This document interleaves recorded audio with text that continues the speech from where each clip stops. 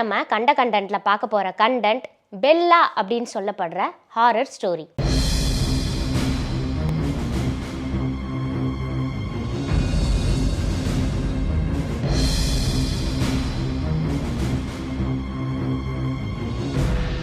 Bella அப்படின்ற ஒரு பொண்ணு ஜப்பான்ல இருக்கிற ஒரு கிராமத்துல அவங்க அப்பா கூட வாழ்ந்துட்டு வராங்க. பெல்லா பார்க்கறதுக்கு ரொம்பவே அழகா இருந்தாங்களாம். இதனாலேயே ஜப்பான்ல பல பகுதிகளில் இருந்து இவங்கள பொண்ணு கேட்டு வந்திருக்காங்க. அப்படி பெல்லாவை பொண்ணு கேட்டு வந்த பசங்க ஒரு வாட்டி பெல்லா கூட பேசி பார்ப்பாங்களாம். அடுத்த நாளே அவங்க பெல்லா எங்களுக்கு வேண்டவே வேண்டாம் அப்படின்னு சொல்லி அவங்க பேரண்ட்ஸ்க்கு இன்ஃபார்ம் பண்ணிடுறாங்களாம். இதே மாதிரி நிறைய பேர் வராங்க.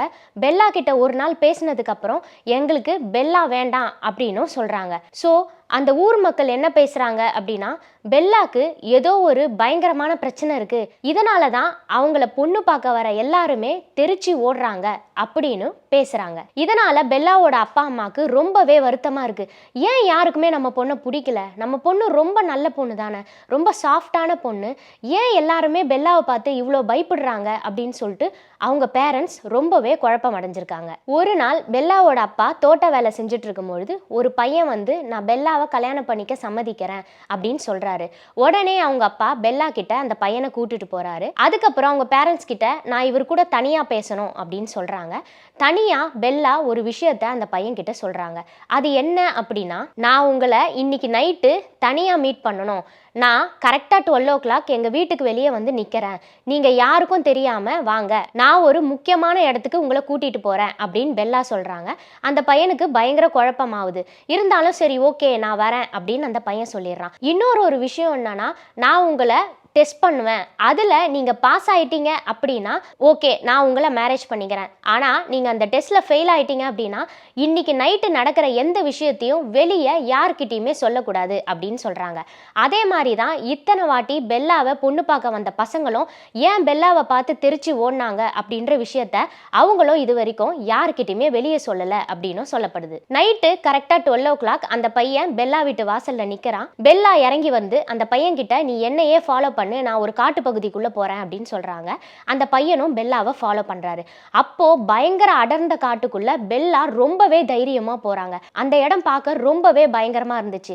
ஆனா அந்த பையனுக்கு கொஞ்சம் பயம் கூட ஃபேஸ்ல தெரியலையா. என்ன ஆனாலும் இந்த பொண்ணை நம்ம மேரேஜ் பண்ணிக்கலாம் அப்படின்ற ஒரு முடிவை அந்த பையன் எடுத்ததுனால அந்த பொண்ணை ஃபாலோ பண்ணிட்டே போனானா. கொஞ்ச தூரத்துல ஒரு சுடுகாடு வருது.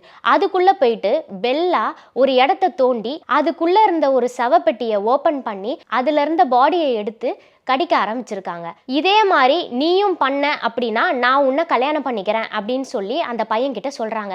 அந்த பையனும் கொஞ்சமே தயக்கம் இல்லாம அந்த பாடியை எடுத்து கடிக்க ஆரம்பிச்சிருக்காரு. ஆனா அது ரொம்பவே ஸ்வீட்டா இருந்திருக்கு. இந்த பையன் கேட்கிறாரு, என்ன இது ரொம்ப ஸ்வீட்டா இருக்கு, ஏதோ ஒரு கேண்டி மாதிரி இருக்கே அப்படின்னு சொல்லி அந்த பொண்ணு கிட்ட கேட்கிறாரு. அந்த பொண்ணு பயங்கரமா சிரிச்சிருக்கு. நான் உங்களை டெஸ்ட் பண்ணேன், இது ஜஸ்ட் சுகரும் அரிசி மாவும் மிக்ஸ் பண்ண ஒரு கலவை தான், இது நீங்க சொன்ன மாதிரி ஒரு கேண்டி தான், நீங்க இவ்வளோ தைரியமா என் கூட வந்திருக்கீங்க. இதே மாதிரி தான் என்னை பொண்ணு பார்க்க வந்த எல்லாருக்குமே நான் டெஸ்ட் வச்சேன், ஆனா அவங்க எல்லாம் பாதியிலேயே பயந்துட்டு ஓடிட்டாங்க. எனக்கு உங்களை ரொம்பவே பிடிச்சிருக்கு, நீங்க ரொம்பவே தைரியமான ஆளு, நான் கண்டிப்பா உங்களை கல்யாணம் பண்ணிக்கிறேன் அப்படின்னு அந்த பையன் கிட்ட பெல்லா சொல்றாங்க. ஆனா அந்த பையன் ரொம்பவே கோபமாகி பெல்லாவை பார்த்து பயங்கரமா முறைக்க ஆரம்பிச்சிருக்காரு. அவர் சொன்ன ஒரு விஷயத்தினால பெல்லா அந்த இடத்த விட்டு தலை தெறிக்க ஓடி இருக்காங்க.